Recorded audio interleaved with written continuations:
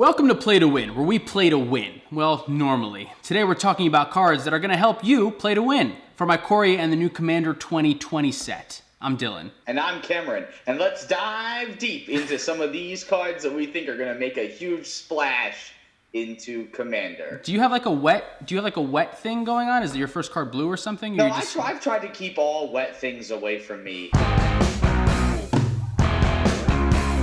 Cameron and I have decided to compile a list of some of our favorite cards from the new set and the Commander product. We're going to talk about those, Companion, the legendary creatures. I'm just going to wing it. You're up first. Did you want to start with Ikoria cards? Do you want to start with the Commander set? I mean, it's the same set, right?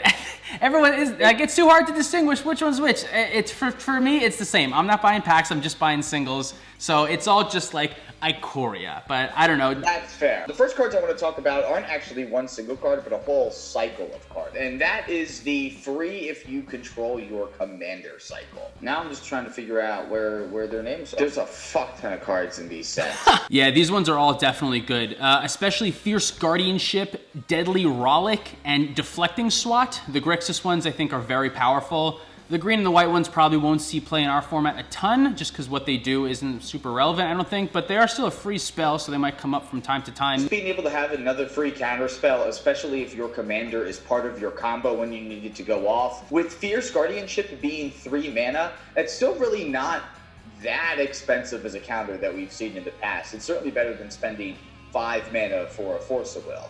Definitely. And Fierce Guardianship and Deadly Swat specifically, the ones that act like more free counter spells, in the decks that can really use them, like Najeela, Tymna Thrasios strategy, all the partners are really going to like this. Deadly Rollick, probably not as much, but it's still a solid removal spell. Probably Curiosity Control picks up this one. The first card that I want to talk about is Drannit Magistrate. Every time that I play this card, it has warped the entire game around it. I think it is on a similar power level to Aven Mindsensor, meaning that the decks that will want to play Aven Mindsensor will probably want to play this one, and I think this guy might be better. It stops commander strategies and a whole lot of other things. Drannith being a 1/3 is also particularly relevant. Getting out of Pyroclasm range and being able to block Tymna is pretty relevant. All right, you're up next, Cam. What's your next card on the list? We're going to talk about Lurrus of the Dream Den for a little bit here. I think that Lurrus could potentially be powerful enough to be its own commander outright. I am not advocating to play it as a companion.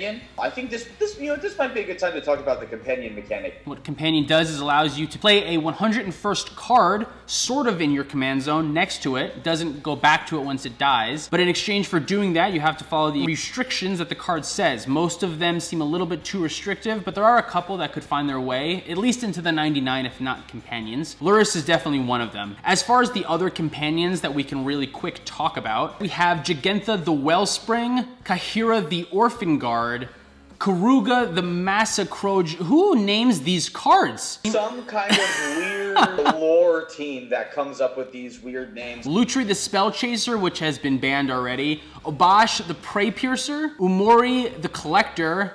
Yorion Sky Nomad. And Zerda Dawnwaker. Oh, and Gyruda Doom of Depths. I do think there is one or two of these companions that can see play as a companion. Jegantha the Wellspring is the first one that comes to mind.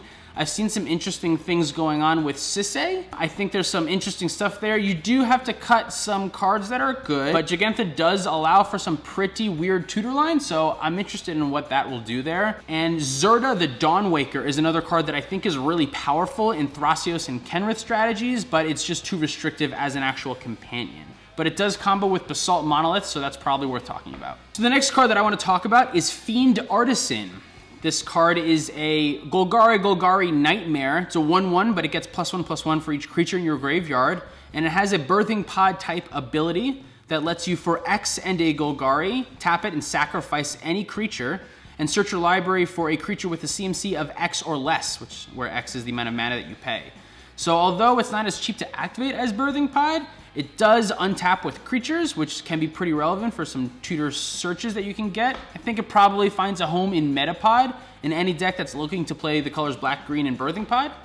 Solid option and can sometimes turn into a weirdly large beat stick, I suppose, but I think the card's promising. This was on my list as well. I mean, any card that says get a creature from your deck and put it into the battlefield is something I'm going to have my eye on.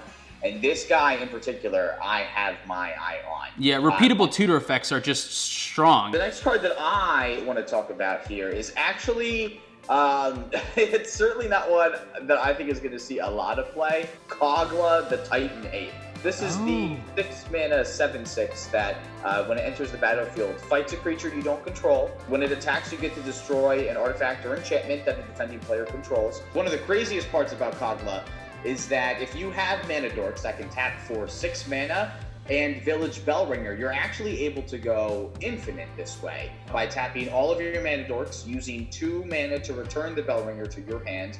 You give Kog'maw indestructible this way, and then you can recast Bellringer to untap all of your mana dorks. And since you still have that 1 last mana floating, you can still retap everybody and go infinite from there. It's a little bit of like a lot of hoops that you have to jump through, but in a deck that you're playing Village Bellringer and a bunch of mana dorks, that's a game state that you're going to want to get to. Kog'maw can sometimes maybe just like help you win in that fair matchup. Sometimes cEDH games get to this point where it's no longer about the combo, the game just gets grinded into a mid-range fest, and Kog'maw is definitely going to win that fight.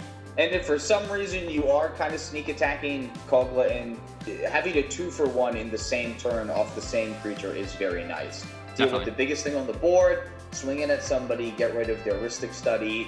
Works out pretty well. This will definitely be going into Maelstrom Wanderer, not that that's worth anything, but just something that Dylan will need to look out for in the future. Yeah, definitely. So the next card on my list is Kinnan Border Prodigy, but we've talked about him enough at this point. He was in our last week's video, he'll be in our next week's video. Deck is good, the card is good. I think it'll see play as a commander and in the 99. We're gonna move on for now though. My next is Lord Rakus. Lord Rakus is a mutate creature. For 1 blue and a red, it can mutate for Is It? It's a lizard beast that says whenever this creature mutates, return target instant or sorcery card from your graveyard to your hand.